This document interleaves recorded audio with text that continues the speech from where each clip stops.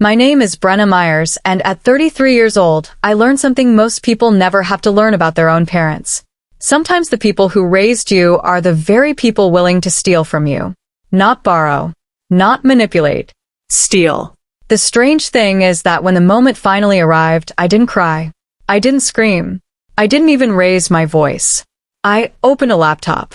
Because paperwork has a way of telling the truth when people refuse to. The photo arrived at 6:14 in the morning Lisbon time.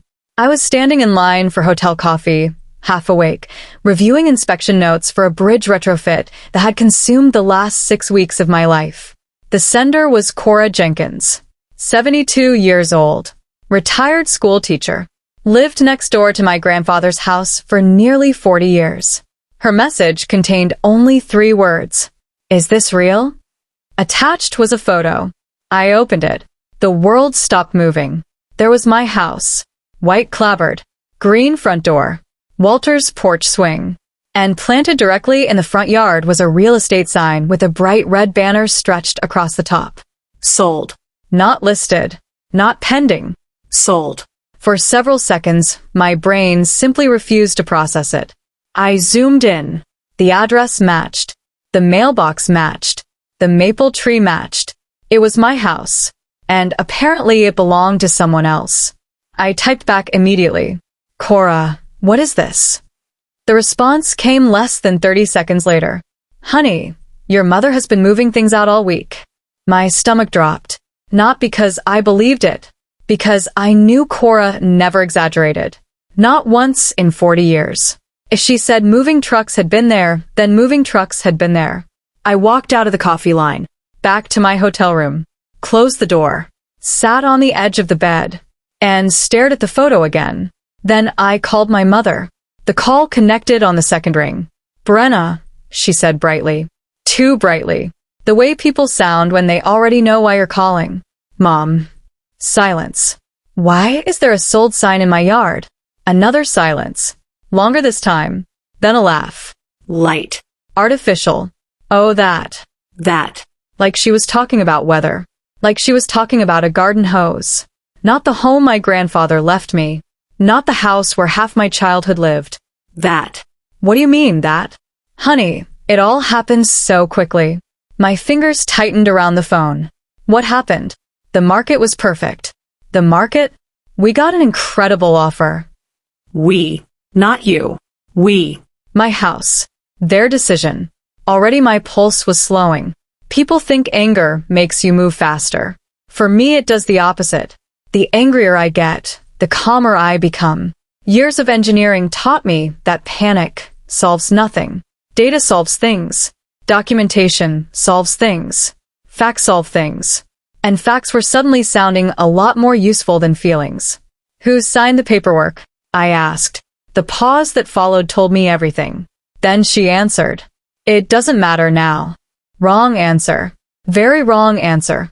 Because legal transactions depend almost entirely on who signed the paperwork. I heard my brother Trent laughing somewhere in the background. Then his voice drifted across the line. Tell her about the villa. Villa. I closed my eyes. And suddenly everything made sense. The expensive social media photos. The Maldives posts.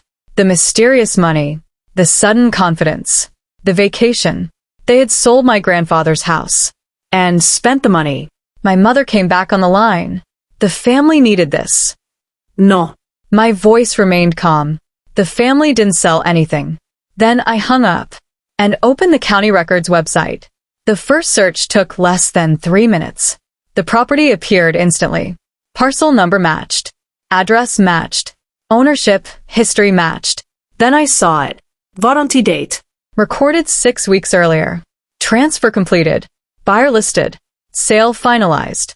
I opened the document. And there it was. My signature. Perfect. Careful. Convincing. Completely fake. Because at the exact moment that document claimed I was signing papers in Maryland, I had been standing on a bridge platform 8,000 miles away. I knew because engineers document everything. I had flight records, hotel records, inspection logs, security badges, meeting schedules, emails, photographs, An entire trail proving I wasn't even in the country. Yet somehow my name sat at the bottom of a legal deed. The longer I looked at it, the calmer I became. Because forgery creates a very specific problem. A problem my parents apparently hadn't considered. A forged signature isn't a family disagreement. It isn't a misunderstanding. It isn't hurt feelings. It's a crime. And crimes leave evidence. I downloaded every document, every filing, every page. Then I called the one person my grandfather trusted more than anyone. Attorney Harold Brandt. The man who created Walter's trust. The man who understood every line of paperwork attached to that house. He answered on the third ring. Mr. Brandt. Brena. I think someone just sold my house. Silence. Then one question. Did you sign anything? No. Another silence. Longer this time. Then his voice changed. Not surprised. Concerned. Brena. Do not contact the buyers. Do not contact the realtor. And whatever you do. He stopped. Then finished quietly. Do not tell your parents what we're about to find. I stared at the forged deed on my laptop screen. Because suddenly it sounded like Harold Brandt knew something I didn't. And what he said next changed everything. The house may not have been legally sellable in the first place. Brena doesn't fly home. She stays in Portugal and starts building a case. Attorney Harold Brandt reviews the documents and discovers something shocking. The house was protected by Walter's trust. The property couldn't legally be sold without specific trustee authorization. Someone bypassed that protection. Brena obtains copies of the closing documents. Every page points toward fraud. Then another discovery appears. The notary who supposedly witnessed Brena's signature was located 3 states away. On the exact day of the signing, Brena's passport, hotel records, and engineering logs place her in Portugal. The timeline is impossible. Harold hires a forensic handwriting expert. The report comes back fast. The signature is forged. 100% not written by Brena. Meanwhile, the Prescott family has already moved into the house. They are innocent buyers. Victims too. Then Brena receives security footage from neighbor Cora. The footage shows Diane, Roger, Trent, and a realtor entering the property multiple times. Boxes are removed. Documents are carried inside. A meeting takes place in the kitchen. For the first time, Brena has proof. Not suspicions. Proof.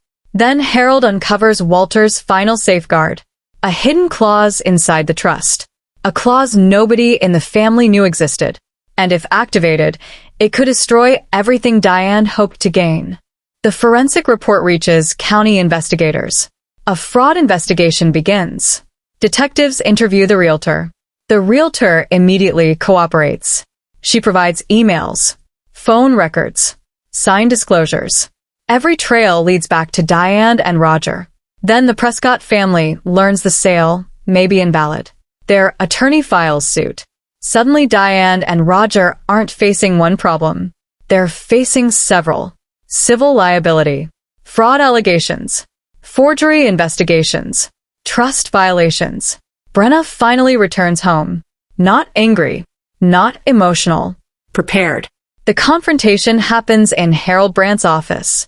Diane insists she was only taking what should have been hers. Roger claims everything was a misunderstanding. Trent blames everyone else. Then Harold places Walter's trust agreement on the table. Walter anticipated exactly this scenario. Years earlier, he inserted a special clause. Any beneficiary involved in fraud against trust property would automatically lose every future inheritance right. Silence fills the room. Diane realizes what she has done. The house returns to Brena. The sale is voided. The Prescott family receives compensation through legal settlements. The investigation continues. But Walter's final lesson has already been delivered. Months later, Brena sits on the old porch swing. WH 1970, one still carved into the armrest. The house is quiet again. The same maple trees. The same green door. The same brass key. And she finally understands what her grandfather meant. A house is not wood. It is not land. It is not money. It is a promise. And the people who tried to steal that promise lost far more than a house. They lost the right to call themselves family. My grandfather built this house to survive storms. What he never told me was that one day the storm would be my own family. Fortunately, he built the paperwork just as strong as the foundation.